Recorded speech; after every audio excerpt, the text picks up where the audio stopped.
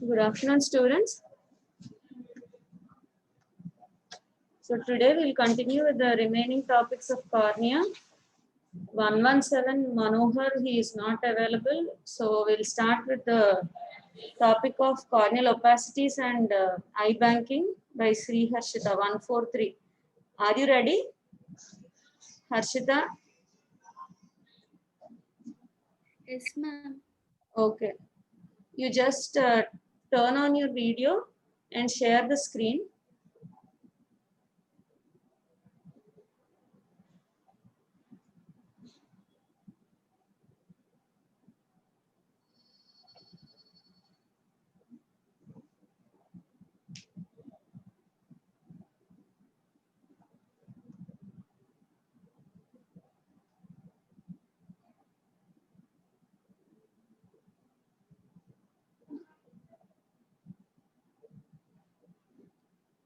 Ma'am, I am audible.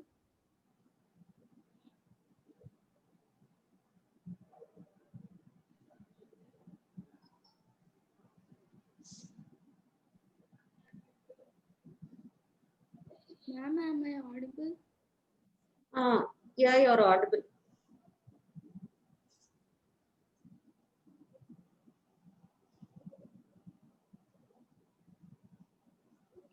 Good morning, ma'am. Good morning, all. Today I would like to present the corneal opacity. Corneal opacity. Corneal opacity means loss of transparency of cornea due to the scarring. Causes were healed corneal ulcers and healed corneal wounds and congenital opacities. Due to corneal wounds and corneal ulcer, the scar will be formed and thus the opacity will occur. And the next is congenital opacities. The causes of congenital opacities can be remembered mnemonic stump. That is sclerocornea. Sclerocornea means cornea and sclera are blend with each other and there is no definite margin between, no clear-cut margin between them, and tears in the descemet membrane. In congenital glaucoma and during birth trauma, we can see tears in the descemet membrane. Stairs And in the ulcers descent like bacterial Harshita, it is stairs in the descent membrane. Yes, ma'am. Tear, not tear. Tear. Yes, tears. Tear in the descemet membrane, and U is ulcers like bacterial corneal ulcers and herpetic simplex virus keratitis. We can see corneal pasties and metabolic causes like mucopolysaccharidosis, mucolipidosis, and posteriors like posterior keratoconus and Peters anomaly. We can see opacities, and in endothelial dystrophies like congenital endothelial polymorphosis. In dermoid also we can see corneal opacities. Dermoids are generally present in infratemporal limbal part. Next are the clinical features. Clinical features are loss of vision. Loss of vision is due to dense opacity covering the pupillary area completely, and blurred vision. Blurred vision is due to the astigmatism. Redness and tears may be seen, and the swellings of the eye tissues may be present, and pain is seen when associated with the corneal ulcer. Next types. Depending upon the density of opacity, corneal opacity is graded as the nebula, macula, and leucoma. In nebula, we can see the faint opacities due to the superficial scars. It involves only the Bowman's layer and the superficial stroma, that is less than the half of the stroma is involved, and the opacity may be cover the pupillary area and interferes with the vision. It produces more discomfort due to the blurred vision and irregular astigmatism. Here in this picture we can see the faint opacity. Next is the macular opacity. It is a semi-dense opacity due to the scar. It involves the scarring may be involved more than half of the corneal stroma. This is the macular corneal opacity. Next is the leucomatous corneal opacity. It is the dense white opacity.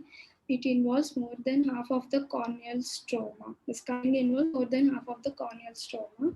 Here is the dense white opacity. It involves all the pupillary area. And next is the adherent leucoma.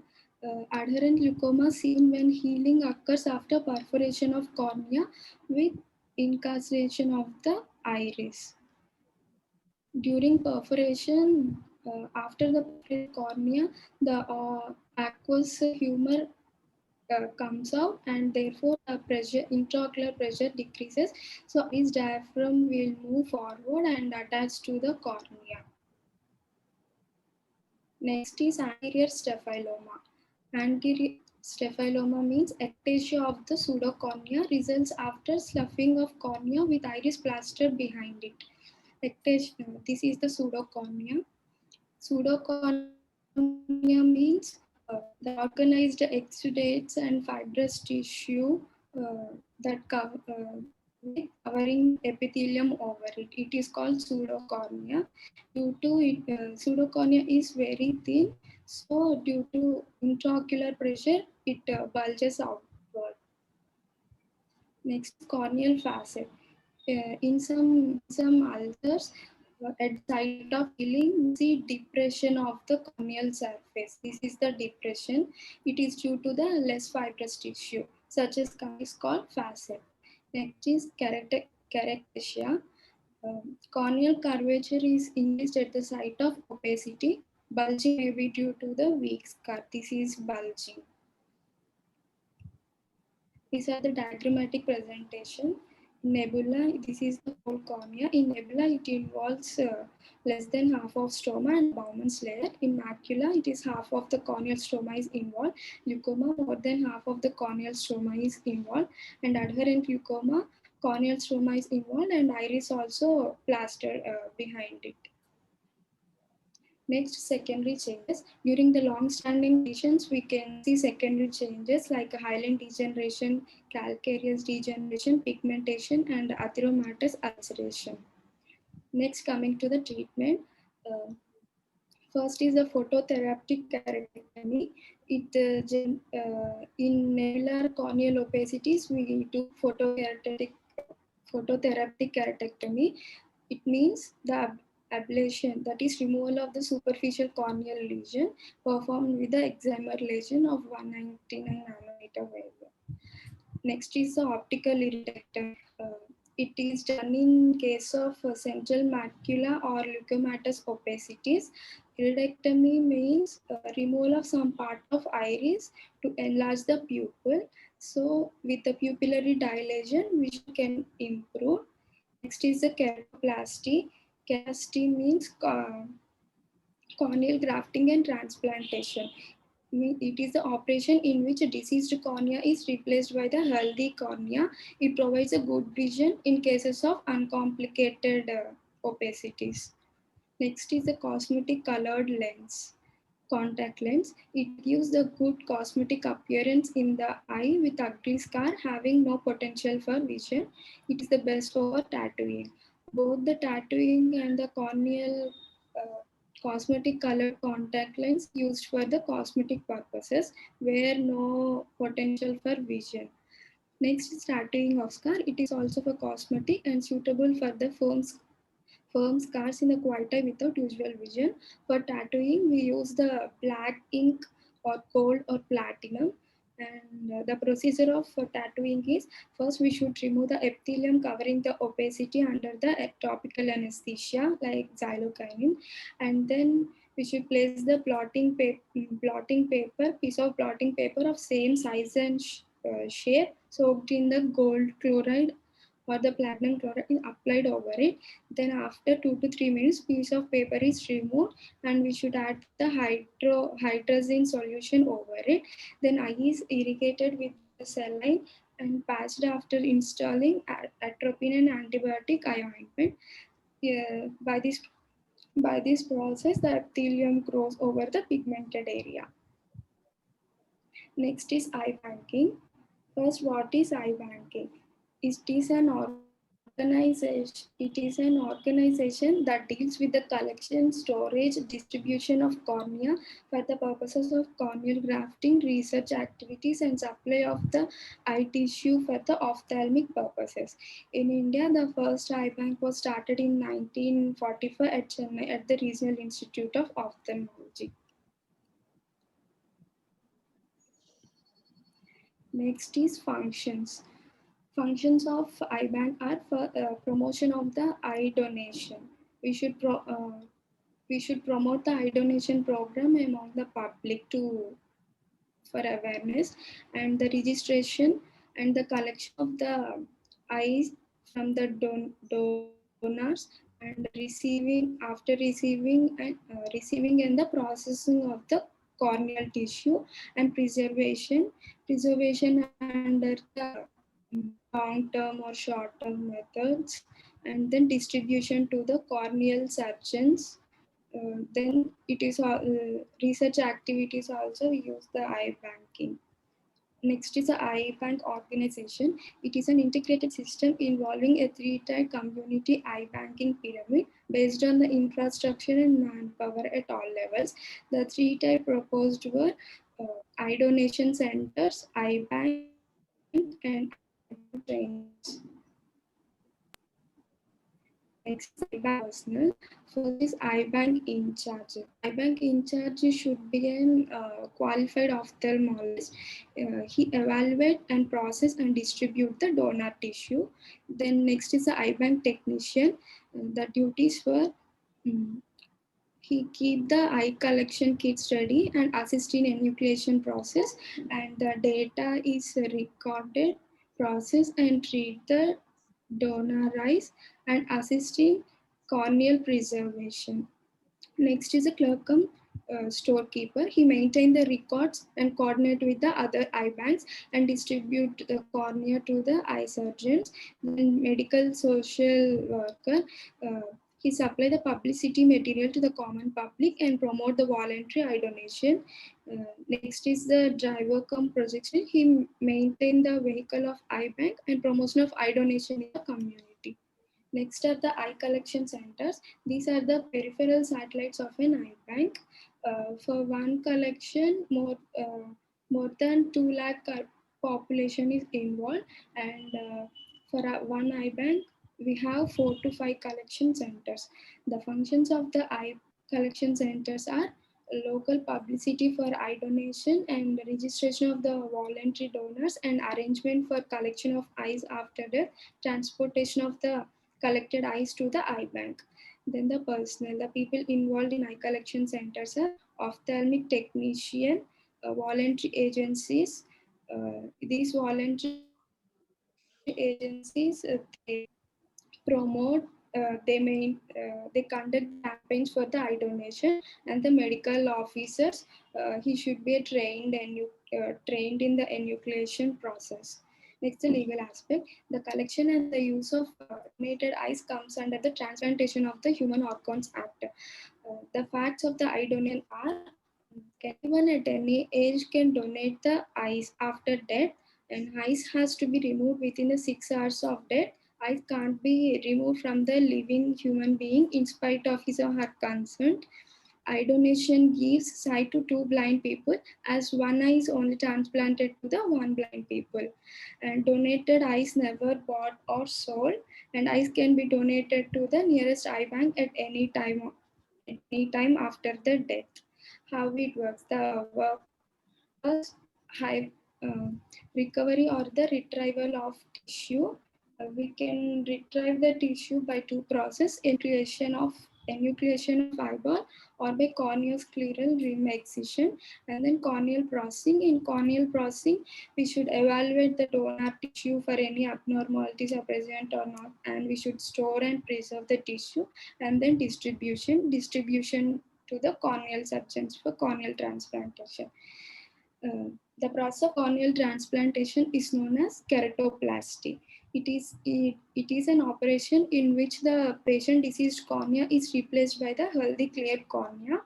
When the indications of keratoplasty are, that is, first is optical indication. It improve optical indication is for to improve the vision. Optical indication can be done in case of corneal keratopacities, dystrophies, keratoconus, and bullous keratopathy. Next is the tectonic graph.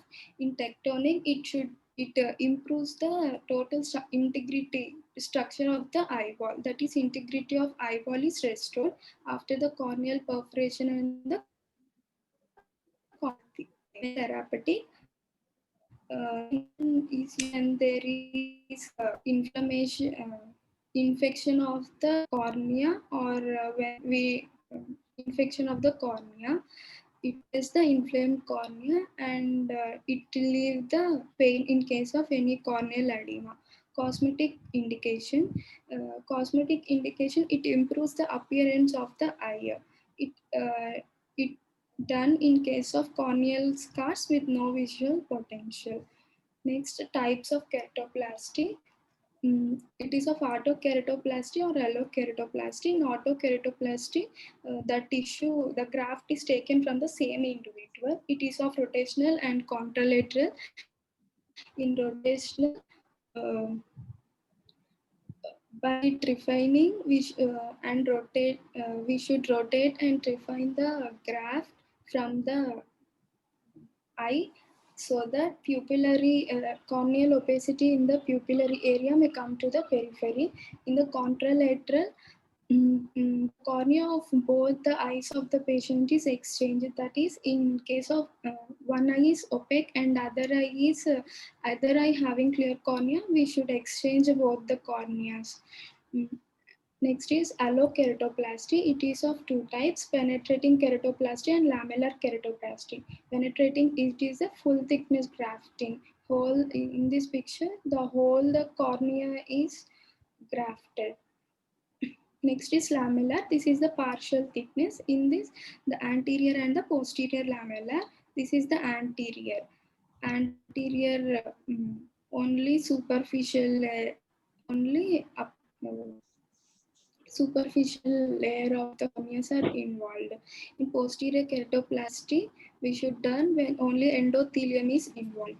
In anterior, superficial keratoplasty and the deep keratoplasty, and the posterior lamellar keratoplasty have endothelial grafting, descemet membrane, deep lamellar endothelial keratoplasty, descent stripping endothelial keratoplasty, descent stripping automated endothelial keratoplasty, and descent membrane endothelial keratoplasty, and pre-descent membrane stripping automated endothelium keratoplasty.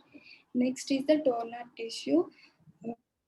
Donor should be removed as early as possible within the 6 hours after that. In cold climates, we can delay up to the 12 hours, and it should be stored under the sterile conditions. Contraindications of donor tissue.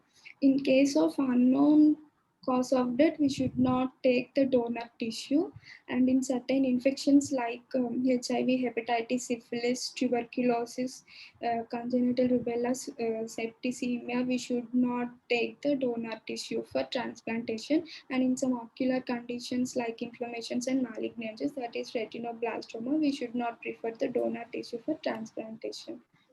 Next is the evaluation. In evaluation, first is a gross evaluation. We should look for any drying or erosions or scars or any discharge from the eye or any signs of conjunctivitis and some conjunctive abnormalities. We should check for these conditions.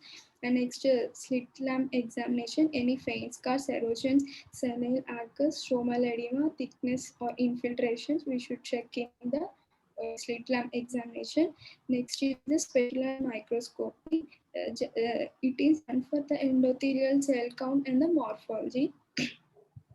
Cutoff endothelial density is up to 1500 to 2000 per square mm. Next is a microbiological evaluation by culture from the endothelial. From the disease, we should collect the conjunctival swab, and we should culture it for to look for any microbiological organisms. Next, serological screening. We should collect the blood from the disease and we should screen the blood for any HIV or hepatitis B, C, syphilis. Next, it is a grading of cornea under the slit lamp examination. Total, we should take the cornea graph by dividing it into grades. There are 5 grades. Grade 1 is excellent, grade 2 is very good, grade 3 is good, grade 4 is fair, and grade 5 is poor. In a grade 1, there is no epithelial and endothelial defects are seen. Corneal stroma is crystal clear and acrus senalis is none. Acrus senalis means annular lipid infiltration around the cornea. This is acrus senalis. It is not present in the grade 1 and descemet membrane has no holes. In grade 2, slight epithelial defects are present and clear cornea is seen. Acrus senalis is slight and descemet membrane shows shallow folds and endothelial has no defects. In the grade 3, that is good and moderate epithelial defects are present and slight cloudiness of corneal stroma is seen. Acrus senalis is moderate, that is less than 2.5 mm, and numerous shallow folds are present and few vacuolated cells is seen in the endothelium. Next is a grade 4. It is fair, and here the epithelial defects and hairs will be present, and cloudiness is moderate, and acrus senalis is heavy, that is greater than 2.5 and less than 4 mm. And descemet membrane, we see deep folds, and endothelial moderate gutted. Gutted means it is a drop-like lesions. Next is the grade 5. It is the poor. In this, the cloudiness of the cornea is very marked and the acrus senalis is very heavy, that is greater than 4 mm, and descemet membrane have marked deep folds and endothelium has marked cutting. Next is methods of corneal preservation. Total 3 methods are present: short storage, and intermediate and long storage. In short-term storage method, by 2 methods. Moist chamber method. In this, the whole globe after enucleation can be preserved in the moist chamber at 4 degrees up to 12 hours. Next is Macquarie common medium, that is MK medium. In this, the donor corneal scleral rim is preserved in the MK medium up to 96 hours.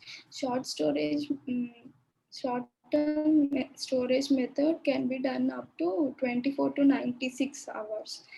And next is the intermediate storage. Intermediate storage method, it is done up to the 2 weeks.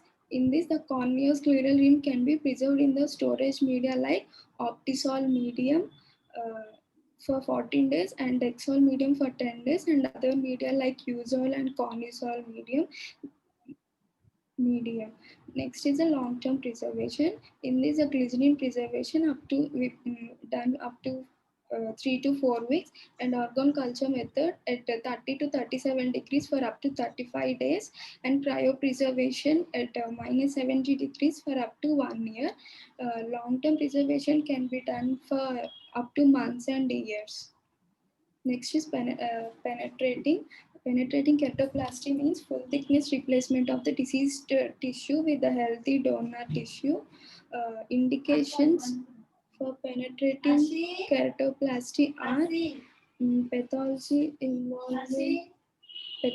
involving the whole cornea and full thickness scars, perforation of cornea, vascularized scars, and keratoconus.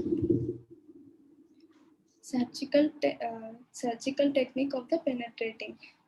Before surgical evaluation, we should check for any visual potential, any abnormalities of the ocular surfaces, IOP measurement, all we should check. The surgical first we should do the donor corneal button excision. Is the donor corneal button should be cut 0.25 mm larger than the recipient, and it should be done with the triphining. This is the trifine. It should used for circular excision. In this, the donor cornea is placed in the Teflon block, and the button is cut with the help of trifine from the endothelial side. This is the Teflon block. After incision, by using the corneoscleral scissors, we should cut the cornea. Next, in the same way, we should cut the, we should remove the, we should remove the recipient cornea also. And after removing, we should do the suturing of the corneal graft into the host bed. First, we should place the donor cornea on the recipient, and the anterior chamber is filled with the viscoelastic substance. It is a gel-like substance. It, it should prevent the damage of endothelium. The suturing is done with the 10-0 nylon sutures with the cutting blade. While suturing, first we should give 4 cardinal sutures. First at the 12 o'clock position, and second suture at the 6 o'clock position, and next is 3 o'clock, and next is the 9 o'clock position. Suturing, generally we give suture up 16 sutures for 8 mm thickness graft. Suturing can be either continuous sutures or interrupted sutures. This is the continuous sutures, and this is the interrupted sutures. Next, after surgery, we should post-operative care. We should take care of the patient by giving subconjunctival corticosteroids and antibiotics, and patching for up to 24 hours. And we should check the patient for any visual degree of pain or visual loss. And we should give the topical medications like antibiotics, steroids, anti-glaucoma drugs, cycloplegics, and lubricants. Sometimes the complications may develop. These are the divided into early complications and late complications. In early complications, flat anterior chamber, iris prolapse, any infections, any secondary glaucoma, epithelial defects, and primary graft failure we can notice. And the late complications are graft rejections and recurrence of disease and astigmatism. Thank you.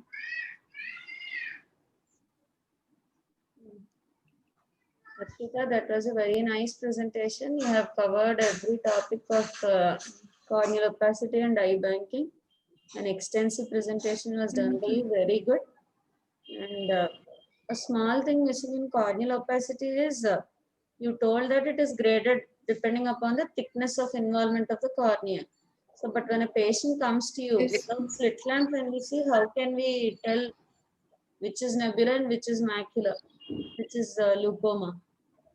Is there any other thing which helps in classification of nebula, macula, and leucoma?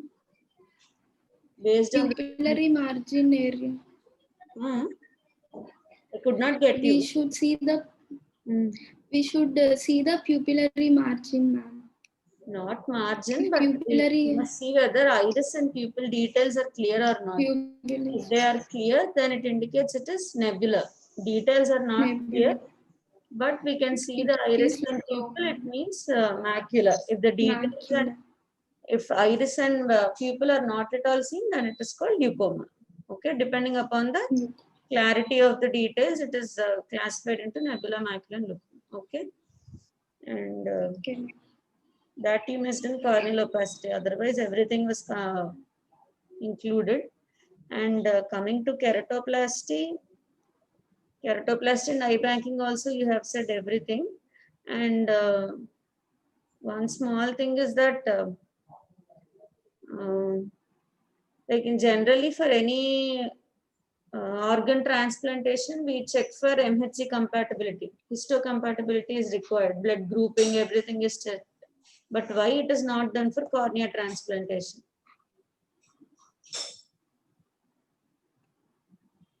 Generally, for any organ transplantation, we check no. Blood group matching, histocompatibility, everything is checked. But why for cornea transplantation, it is not checked? Why? Anyone else? Cornea is avascular And there is an anterior chamber associated immune deviation. There is a process in the cornea. There is decreased expression of the MHC genes in the cornea, and cornea is relatively avascular. So generally we don't check for histocompatibility and blood grouping. Okay. Okay, ma'am. And what is Cadados line?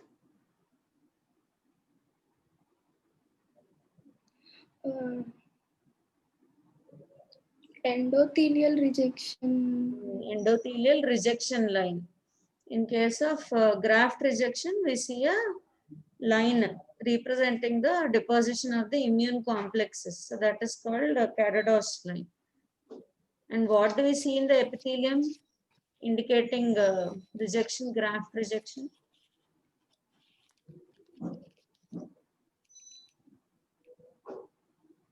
Chaos dots.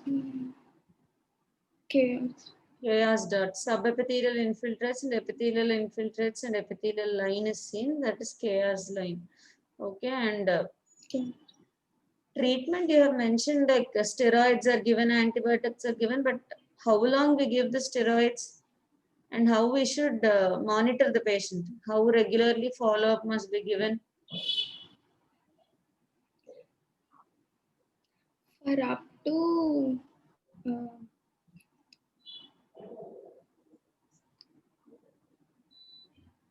for up to 1 week, we should check the patient daily. Then? And up to 3 months, we have to check the patient every weekly or bi-weekly. And then after 3 months, up to 6 months, we have to follow up the patient every monthly. And then 3 months, every 3 months up to 1 year. Okay. Steroids, depending upon the patient, we can reduce it after 6 months. And do we do any suture removal for this? Yes, ma'am. After 2 years, we do suture removal. Okay. And okay, all what are the indications for penetrating? All these will be more for you. So this is sufficient in the UG level. So what you have presented and these additional points are sufficient up to UG level. Okay. A very good presentation, Harshita. Thank you. Okay. Is 117? 117, are you there, Manohar? Any friends of him? Can you just make a phone call to him and ask whether he'll be coming to the class or not? Any friends? Friends of Manohar?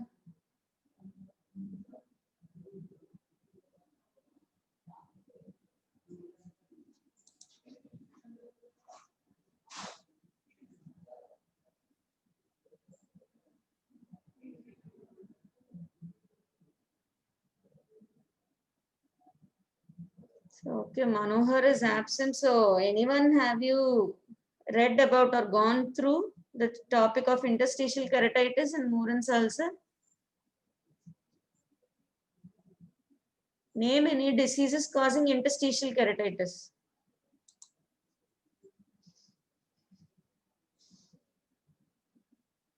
Anyone can unmute yourself and answer, or you can answer in the chat box. If you unmute and answer and show me your face, I'm very happy. Name any diseases causing interstitial keratitis. Syphilis and tuberculosis. Okay, good. And what is the characteristic feature in syphilitic interstitial keratitis?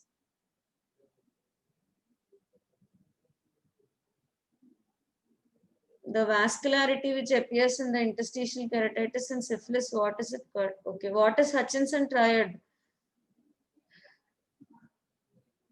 Someone has answered Hutchinson triad. So what is Hutchinson triad? What do you mean by Hutchinson triad? Okay, someone else has answered ghost vessels. So what is meant by ghost vessel? Initially, In the active stage of interstitial keratitis, there is stromal edema and vascularization is present. So this vascularization is generally ahead of the opacity. So that is called salmon patch. Because of the corneal edema, the bright red color of the vessels is not clearly seen and it attains a dull red color. So that is called salmon patch. Later, when the healing occurs, the edema resolves and the vessels also, the blood perfusion is decreased and only we see a linear mark of the blood vessel. So fibrosed vessel is seen. That is called ghost vessel. So these are the characteristic features of syphilitic interstitial keratitis. And what is Hutchinson triad?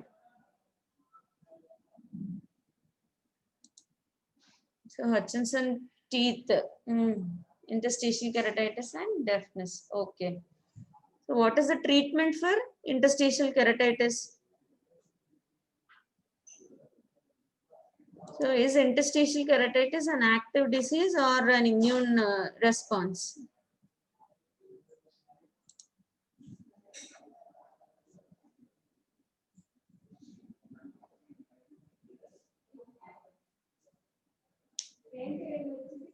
So interstitial keratitis means it is an immune, generally it is an immune response to the antigen. So what will be the treatment? The mainstay of treatment is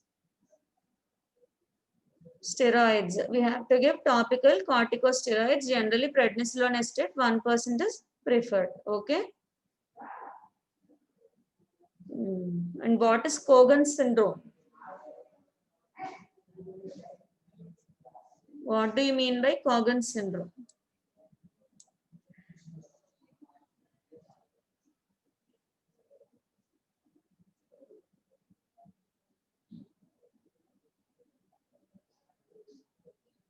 No one else can answer. Tinnitus, vertigo, and interstitial keratitis. Yes, very good. Along with congenital deafness. Yes, congenital deafness, tinnitus, vertigo, and interstitial keratitis is Cogan's syndrome. And what do you mean by Moran's ulcer? What type of ulcer is it? Depending upon the location, we have classified corneal ulcer into two types, central and peripheral. So what type of ulcer is Moran's ulcer? It is a peripheral corneal ulcer, yes. And what is the pathogenesis of Moran's ulcer? So is it an infective ulcer or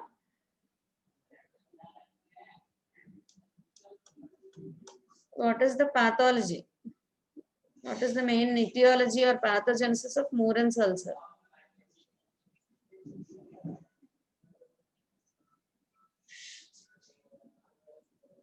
So it is also an autoimmune reaction. It can be associated with autoimmune diseases like rheumatoid arthritis also. It is an autoimmune reaction where the corneal endothelial cells and stromal cells are identified as antigens. Okay. And what is the main characteristic feature of Moran's ulcer? It is a peripheral ulcer associated with corneal thinning and there is undermining of the edges. And we see whitish overhanging edges. Epithelium is undermined and whitish overhanging edges are seen. And generally associated uveitis and scleritis can be present. Rarely the Moran's ulcer can perforate. So can you name any other peripheral ulcerative conditions? Any other peripheral ulcerative conditions?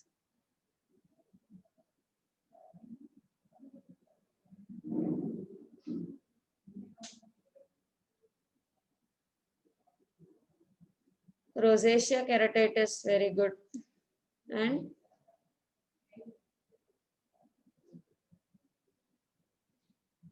that's all, only one. Marginal keratitis, very good.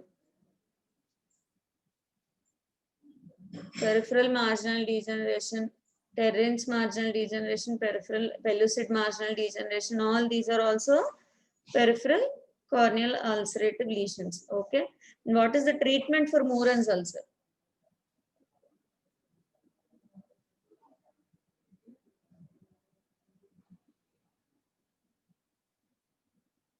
So as I have said, it is an autoimmune mechanism. So corticosteroids are the mainstay of treatment. Okay, someone has answered corticosteroids. Good. And along with corticosteroids, we have also to give cycloplegics because there is underlying iritis and scleritis. So cycloplegics should also be given. Okay, so with this, we complete the cornea topics. And at the end of the cornea session, you must be able to identify what is bacterial ulcer, what is fungal ulcer, what is viral ulcer, and acanthamoeba keratitis. All these four are important topics for you, and you must be able to identify, and you must know about keratoplasty and corneal opacity. These will be generally asked in your viva, and also these are important short notes, and corneal ulcer is an essay, important essay for you. It can come as an essay.